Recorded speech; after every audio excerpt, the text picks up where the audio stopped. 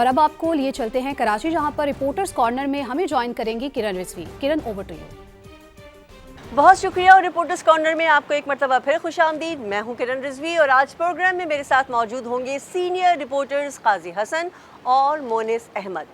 तो सिलसिला कुछ यूँ है कि जब आज मैं ऑफिस आने के लिए घर से निकली तो रास्ते में मुझे सड़कें नज़र आईं जो कि खुदी हुई थी।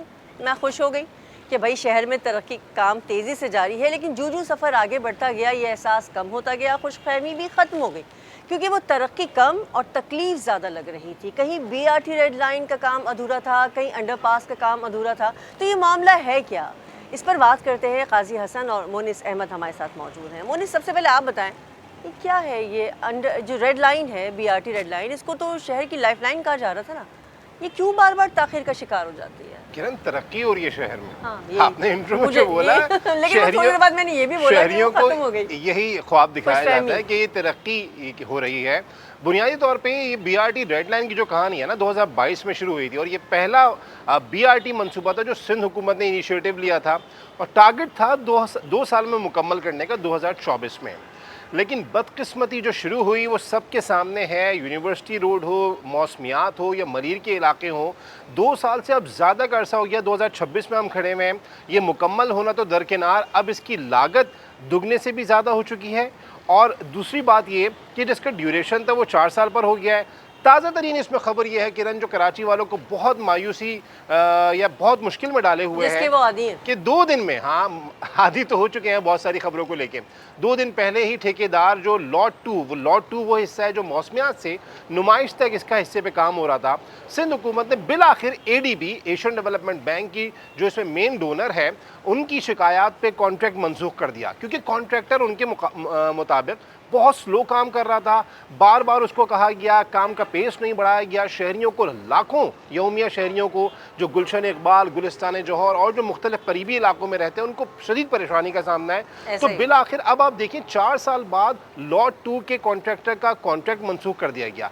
अब अहम तरीन सवाल ये है कि नया कॉन्ट्रैक्ट कब मिलेगा। तो इंतजामिया से हमारी बात हुई है, उनका ये कहना है कोशिश कर रहे हैं कि 48 से 72 घंटों में, और जो सूबाई वजीर ट्रांसपोर्ट है शर्जील इनाम मेमन के भरपूर कोशिश कर रहे हैं कि हो जाएगी, लेकिन लगता नहीं है। और लगता यही है कि कराची के जो शहरियों की मुश्किलात हैं वो अभी ख़त्म नहीं हो रही। मैं इंटरप्ट करूँगा मोनिस को कि इन्होंने मुश्किल तो बताई है, लेकिन थोड़ा सा अगर हम एडवांटेज ईज़ कर रहे हैं हुकूमत को, इसलिए क्योंकि ज़ाहिर है वो भी अपना मौक़िफ़ रखते हैं और उनका मौक़िफ़ ये बार बार आता है कि हमें सबसे ज़्यादा इशू जो सिविक सर्विसेज हैं, ख़ास तौर पे गैस लाइन, पानी की, बिजली की, वो फेडरल सूबाई डोमेन में नहीं आते। तो उनका ये मौक़िफ़ है कि जी हमें उनकी वजह से मुश्किलात हैं, ये तमाम इनकी वजह से ताख़ीर हो रही। और फिर वो जो डॉलर के रेट्स ऊपर नीचे, वो ऊपर नीचे, जिसकी वजह से कॉन्ट्रैक्टर उनके जो मैं ये समझता हूँ थोड़ा सा काजी साहब की बात से मैं कोई इख्तिलाफ नहीं कर रहा। ये मसाइल तो रहे हैं कि आपकी जो कॉस्ट बढ़ी है वो डॉलर की जो फ्लक्चुएशन थी उससे बढ़ी है।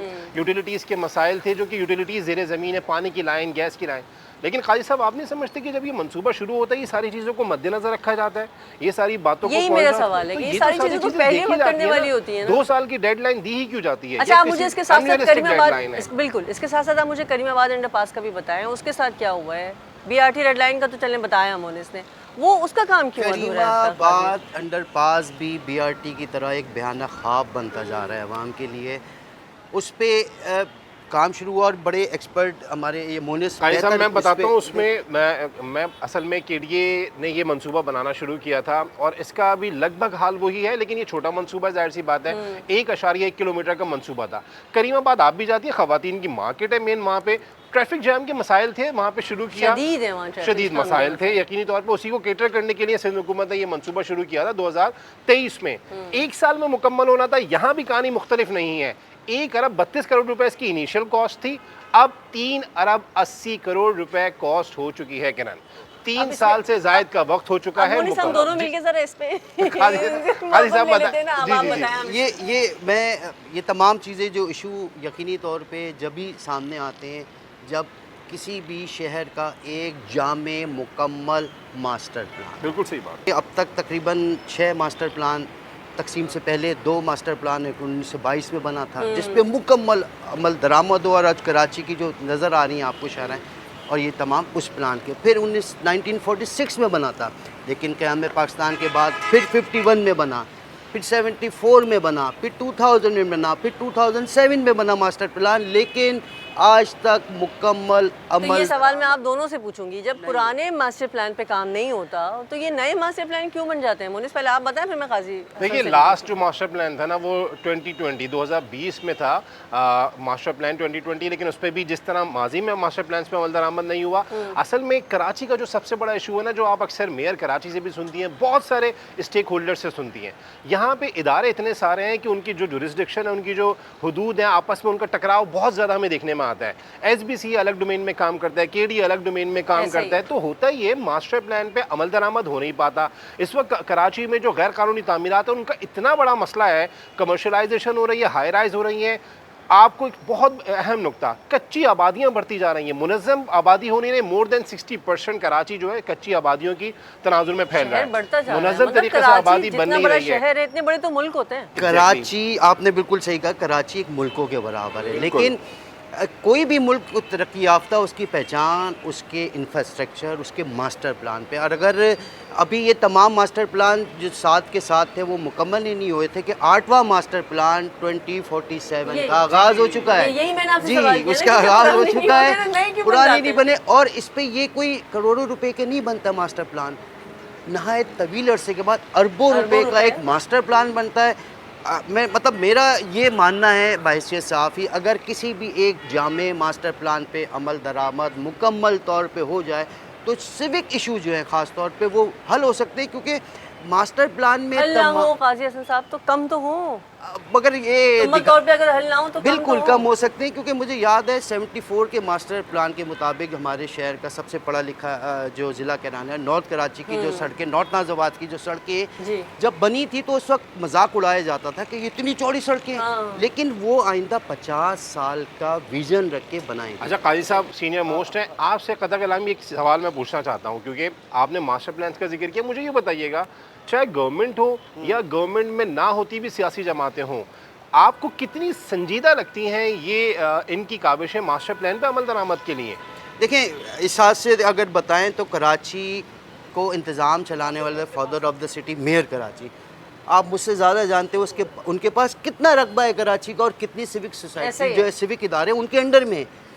कराची में तकरीबन 27 से ज़्यादा वफाकी इदारों की भी ज़मीन है, और मास्टर प्लान की नाकामी की एक बड़ी वजह में ये भी नज़र आती है कि आपस के इदारों में फुतकान नहीं है, सियासी अमलदारी एक पेज पे नहीं है।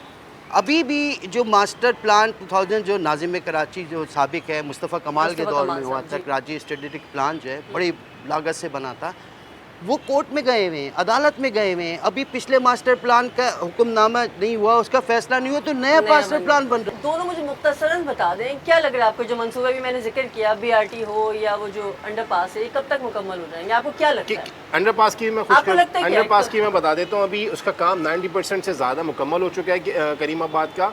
एक मसला वो भी इदारों की कोऑर्डिनेशन की वजह से सामने आया, वाटर बोर्ड की एक लाइन का मसला है, लेकिन हमारी बात हुई, उनका ये कहना है 10 से 12 दिन में वो मैक्सिमम हो जाएगा। तो मई के शुरू में वो उम्मीद है कि अंडरपास पब्लिक के लिए खोल दिया जाएगा, और BRT के हवाले से भी मैं तो बता सकेंगे। ज़ाहिर हमेशा अच्छी की उम्मीद रखता हूँ, और मुझे अभी भी अच्छे की उम्मीद है।